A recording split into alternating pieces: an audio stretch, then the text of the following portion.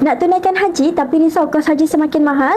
Kalau tuan-puan nak tahu macam mana cara yang paling mudah untuk buat simpanan bagi menunaikan haji, maka tuan-puan boleh tonton video ini sampai habis dan save sebagai rujukan akan datang. Sebenarnya, ramai lagi orang yang tak tahu kos haji semakin lama semakin meningkat.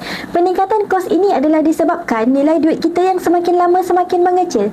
Tapi tuan-puan nak tahu tak? Ada satu cara nak jimat kos haji dalam jangka panjang, iaitu bila mana tuan-puan tukarkan duit untuk pergi haji dalam bentuk simpanan emas. Tuan-puan tahu tak, pada tahun 1968, kos haji adalah sekitar 267 gram emas. Tetapi pada tahun 2023, kos untuk pergi haji adalah sekitar 40 gram emas sahaja.